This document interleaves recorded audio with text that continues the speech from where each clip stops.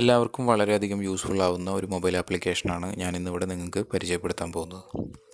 നമ്മുടെ mobile phone ഒന്ന് complaint ആയി കഴിഞ്ഞാൽ എല്ലാവർക്കും മൊബൈൽ ഷോപ്പിൽ കൊടുക്കാൻ എല്ലാവർക്കും പേടിയുള്ളൊരു കാര്യമാണ്. കാരണം മറ്റൊന്നുമല്ല, നമ്മുടെ പേഴ്സണലായിട്ടുള്ള ഫോട്ടോസ്, വീഡിയോസ് ഇതെല്ലാം റിക്കവർ ചെയ്തെടുത്ത് അത് മിസ്യൂസ് ചെയ്യുമോ എന്നുള്ള ഒരു പേടി. അഫ്സൽ ടെക് ടിപ്സിലേക്ക് എല്ലാവർക്കും സ്വാഗതം. നിങ്ങൾ ആദ്യമായിട്ടാണ് എൻ്റെ വീഡിയോ കാണുന്നതെങ്കിൽ തീർച്ചയായിട്ടും എൻ്റെ ചാനൽ കൂടെ ഒന്ന് സബ്സ്ക്രൈബ് ചെയ്യുക. ഞാൻ അപ്ലോഡ് ചെയ്യുന്ന ലേറ്റസ്റ്റ് ആയിട്ടുള്ള വീഡിയോസ് നിങ്ങൾക്ക് നോട്ടിഫിക്കേഷനായിട്ട് ലഭിക്കാൻ അതിനടുത്ത് കാണുന്ന ബെൽ ബട്ടണിൽ കൂടെ ഒന്ന് പ്രസ് ചെയ്യുക.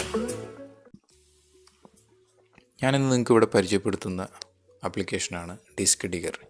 ഈ ആപ്ലിക്കേഷൻ്റെ ഒരു അഡ്വാൻറ്റേജ് എന്ന് വെച്ചാൽ നമ്മുടെ ഫോണിൽ നിന്ന് ഡിലീറ്റഡ് ആയിട്ടുള്ള എല്ലാ ഫോട്ടോസും വീഡിയോസും നമുക്ക് സ്വയം റിക്കവർ ചെയ്തെടുക്കാനോ, പിന്നെ നമ്മുടെ ഫോണിൽ നിന്ന് ഡിലീറ്റ് ആയിട്ടുള്ള ഫോട്ടോസ്, വീഡിയോസ് ഡിലീറ്റ് ചെയ്ത് കഴിഞ്ഞാലും അതിൻ്റെ ഒരു ഷാഡോ ഫയൽ നമ്മുടെ ഫോണിൽ തന്നെ കിടപ്പുണ്ട്.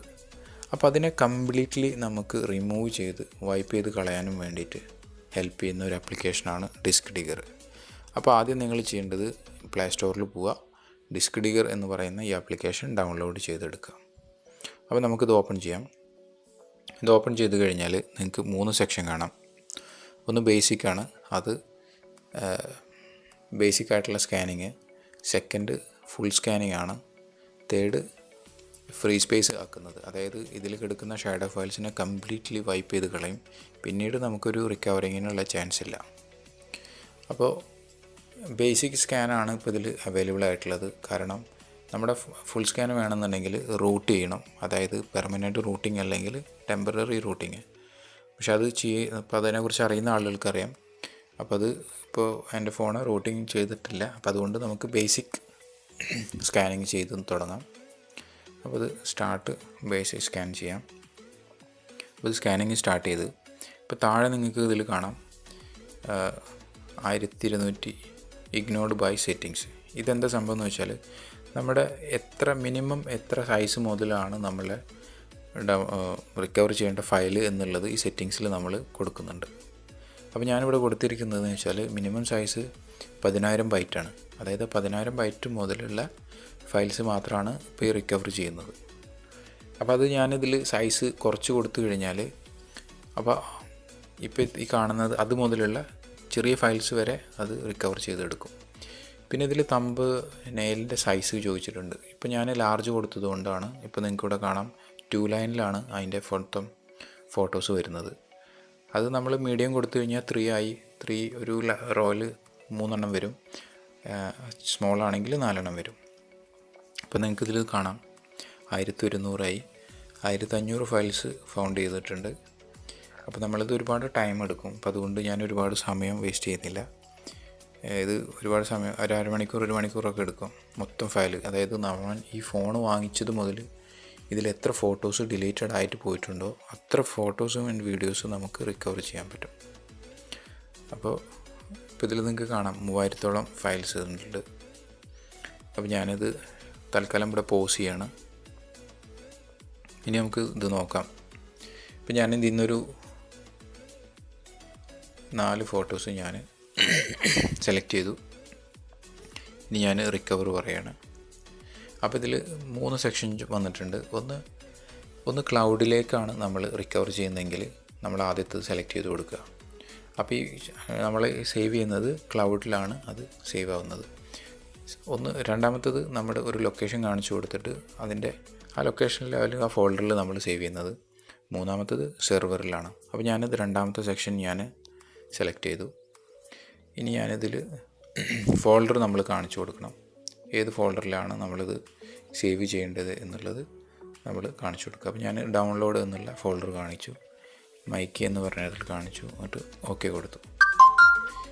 അപ്പോൾ ഇതിൽ ചോദിക്കുന്നുണ്ട്, ഇതൊരു പ്രോ വേർഷൻ അല്ല, നമുക്കിത് പ്രോ വേർഷനിലേക്ക് അപ്ഗ്രേഡ് ചെയ്യാം. അപ്ഗ്രേഡ് ചെയ്ത് കഴിഞ്ഞാൽ കുറച്ചും കൂടെ അഡ്വാൻറ്റേജസ് നമുക്കിതിലുണ്ട്. അപ്പോൾ നമുക്കത് പിന്നെ പറയാം. ഇപ്പോൾ തൽക്കാലം ഞാൻ ആ ഫോട്ടോസ് ഞാൻ സേവ് ചെയ്തിട്ടുണ്ട്. അപ്പോൾ നമുക്കത് പോയി നോക്കാം. ഫയൽ മാനേജർ ഓപ്പൺ ചെയ്തു.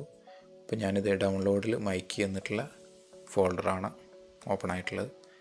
അപ്പോൾ ഞാനിത് ഡൗൺലോഡ് ചെയ്തിട്ടുള്ള ഫോട്ടോസ് നിങ്ങൾക്ക് ഇവിടെ കാണാം. അപ്പോൾ ആ ഫോട്ടോസ് ഇതിലേക്ക് ഡൗൺലോഡായി. ഇനി അതിൻ്റെ ഒരു അഡ്വാൻറ്റേജ് എന്ന് വെച്ചാൽ ഇത് നമുക്ക് ക്ലീനപ്പ് ചെയ്യണം. അപ്പോൾ നമ്മളിത് ക്ലീനപ്പ് എന്നുള്ള ബട്ടണിൽ നമ്മൾ ക്ലിക്ക് ചെയ്യാം. എന്നിട്ട് ഇവിടെ പോവാം, ഫോട്ടോസിൽ പോവാം. എന്നിട്ട് നമ്മൾ ആ ഒരു ഫോട്ടോ നമുക്ക് ഡിലീറ്റ് ചെയ്യണമെങ്കിൽ ആ ഫോട്ടോ നമ്മൾ ഏത് ഫോട്ടോ ആണോ ഡിലീറ്റ് ചെയ്യേണ്ടത് ആ ഫോട്ടോ നമ്മൾ സെലക്ട് ചെയ്യാം. സെലക്ട് ചെയ്ത് കൊടുത്ത് നമ്മൾ ഡിലീറ്റ് പെർമനൻ്റ് എന്നുള്ള ബട്ടൺ നമ്മൾ ക്ലിക്ക് ചെയ്യാം. അപ്പോൾ അത് പെർമനൻ്റ് ആയിട്ട് ഡിലീറ്റഡ് ആയി. പക്ഷേ ഇതിൽ നമ്മൾ ഈ 3 ഡോട്ട്സ് എൻ്റെ റൈറ്റ് കോർണറിൽ കാണുന്നതിൽ ക്ലിക്ക് ചെയ്താൽ നമുക്ക് എല്ലാ ഫോട്ടോസും നമുക്ക് സെലക്ട് ചെയ്യാം. പക്ഷേ അത് ഇതിൽ സെലക്ഷൻ കിട്ടില്ല. കാരണം ഇത് പ്രൈമറി വേർഷനാണ്, ഇത് പ്രോ വേർഷനല്ല. അപ്പോൾ അതുകൊണ്ട് 190 രൂപയാണ് ഇതിൻ്റെ പ്രോ വേർഷൻ എന്നുള്ളതിന് വില. അപ്പോൾ അത് ആവശ്യമുള്ള ആളുകൾ അത് അഫോർഡബിൾ ആണെങ്കിൽ അവർ വാങ്ങിക്കാം, അവർക്ക് യൂസ് ചെയ്യാവുന്നതാണ്. അപ്പോൾ ഞാൻ ജസ്റ്റ് ഇതിൻ്റെ ഒരു ഡെമോ കാണിച്ചു തന്നുള്ളൂ. അപ്പോൾ താല്പര്യമുള്ള ആളുകൾക്ക് വാങ്ങിക്കാം, അവർക്ക് ചെയ്ത് നോക്കാം.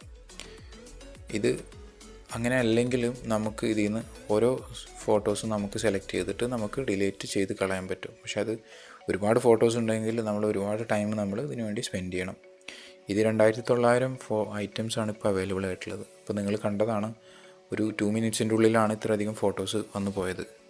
അപ്പോൾ ഇതിൽ എന്ന് വെച്ചിട്ടുണ്ടെങ്കിൽ എല്ലാ ഷാഡോ ഫയൽസും, ഈവൻ ഫോട്ടോസ് വേണമെന്നല്ല, ചെറിയ ചെറിയ എല്ലാ ഫയലുകളെല്ലാം ഇതിൽ റിസ്റ്റോർ ചെയ്യാൻ പറ്റും, റിക്കവർ ചെയ്യാൻ പറ്റും.